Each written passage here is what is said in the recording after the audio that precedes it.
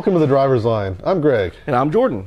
And today, we've got a conversation for you. Yeah, our conversation is actually in celebration of the support that we're getting in India, our viewership there. I know, we wanted to go ahead and do something to thank all of our viewers over in India and the subcontinent over there, and talk about some of the cool cars that you guys actually have over there that we don't get to enjoy in the United States. Absolutely. And as a supporter of small cars and quirky cars myself, you guys have an awesome pick. Yeah, actually, I was really surprised by some of the products that are over there. So this is going to be kind of a cool deep dive into some of the cars that you guys get to drive. Absolutely, absolutely. So I'll start us off with one of their vehicles that actually has some connection with something stateside. Yeah, and it comes from Mahindra. Ah. Yeah, absolutely. So it's the Mahindra Thar, which is loosely related to our Jeep Wrangler, not the current one. And I'm going to say loosely and emphasize that. But I also put the Mahindra Thar on my Did you? list as well because, Look at that. well, I mean, when you start to look at all of the cars for sale that are domestically in India, like as an American, this one jumps right off It the really page to you does. because Yeah. it is just like the perfect spitting image of a Jeep Wrangler. And like Jeep, they offered it in both, 2-door and 4-door versions because you've got the Thar and then the Thar Rocks.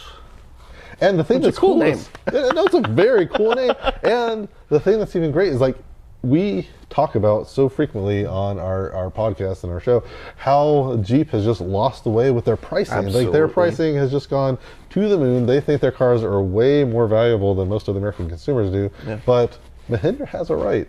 The Thar starts at $12,000 US dollar equivalent. Yeah. And the Thar Rocks is at $15,000 Yeah. US dollar equivalent. I mean, So I mean, they know that these are just supposed to be basic utility vehicles, and they accomplish that well. Absolutely. Still get a 6-speed auto or 6-speed manual. Yep. You got 2-liter turbo potentially in that option. Or a diesel. Or a diesel, Yeah. exactly. Yeah, so you got choices. Just because it's affordable doesn't mean that you don't have choice. Exactly. So, and they look pretty great, honestly. They look just as good, if not better, than a Wrangler.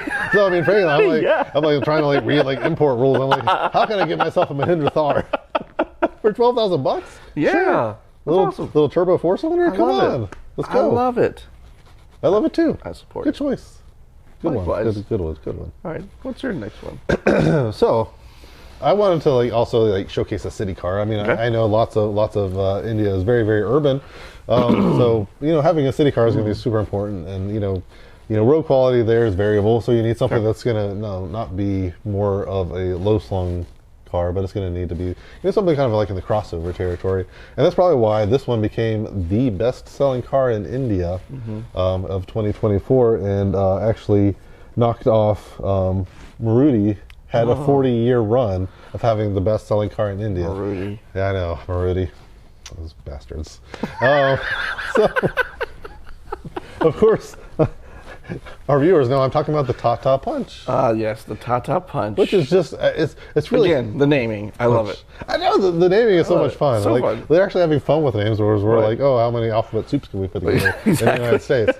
So we've got like the Thar Rocks and the Tata Punch, and Those are fun cool. names. And one of the things that's really cool about this is it comes in both gasoline versions as well as compressed natural gas versions. Yeah, you don't see that a lot. No, you don't see that a lot. So like for folks who might have availability of CNG, it's kind of a cool option for them to actually be able to possibly use. Yeah, I love that pick. I mean, it definitely addresses all the needs of the people of India. It's not something that we would see here stateside at all, for sure. At all. It's certainly unique to that environment, and yeah, it's fun. It's a fun name. It's a fun name. It's a good looking little car. It's very nicely designed. It has a lot of technology inside, and again, comes in a very low price. Love it. Love it. We love the affordability aspect. Yeah. Speaking of affordability, Oh. I've gone with an option that's also equally as affordable as our previous choice, the Thar.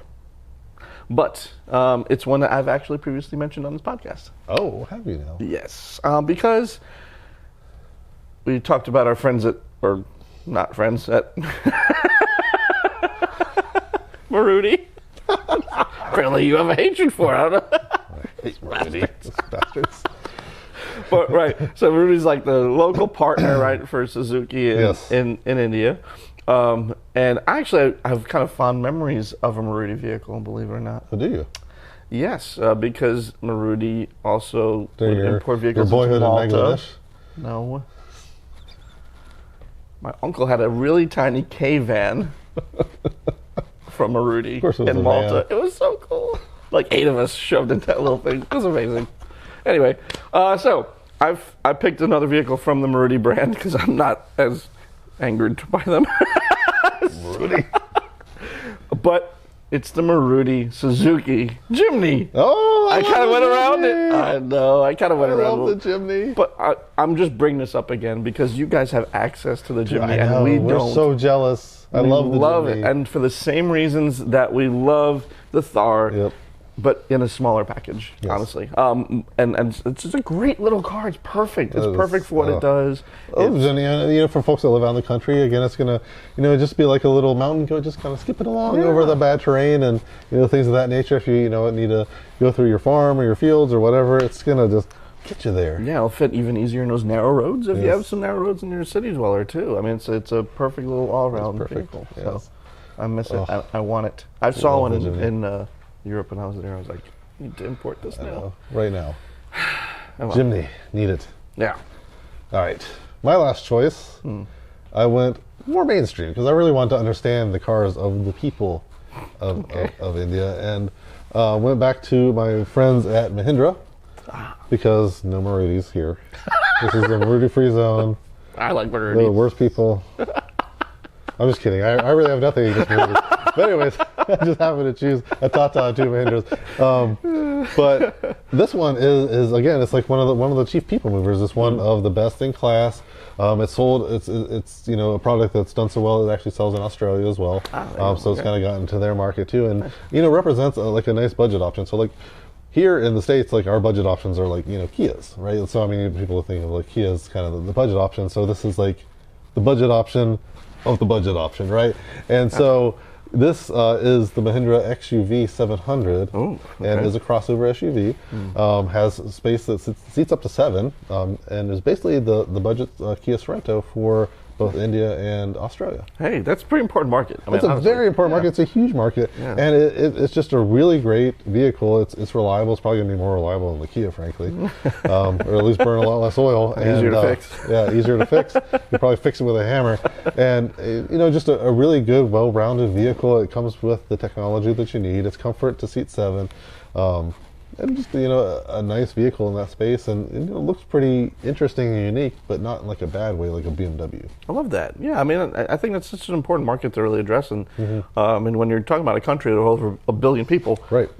We got to move people around efficiently. So Yes. and that's a great way to do it. Absolutely. Yeah. Nice pick. I will be honest, I did not go in that direction. My last I know, one. you go like quirky. So it's good. Oh, we're countering each other here. Did you know That they make a minivan. that India has a supercar brand? I actually did know that. All right. Well, there's a couple of them actually, but this one that I picked, I think it looks really cool, and it's kind of almost like the Italian version of like Pininfarina, right? They take a really successful platform and re-embody it, and that's kind of what they did here. And this is the DC Avanti, which looks fantastic. I will say the powertrain is not quite supercar territory, but it is light. It's carbon bodied, but it does have a Renault engine in it, which I think is really cool. Like, it's funky. So it's like a but- DeLorean. Yeah, exactly. It's got a 2-liter. It's a carbon DeLorean. I love it. It's got a 2-liter turbo Does in it have it. gold wing doors? No, it doesn't. Oh, It's missed not opportunity. gull wings, no. It's got those like fancy doors, but not gull wings. It's got a 2-liter turbo in it, 250 horsepower, which isn't like a ton, but when you're talking about a car That's that's a lightweight carbon car, right? composite, yeah. Exactly. It's- It's got a 6-speed DCT in it with flappy paddles, so I'm not sure that it's a car necessarily that you would find often in India, as there are only 127 of them produced. Okay.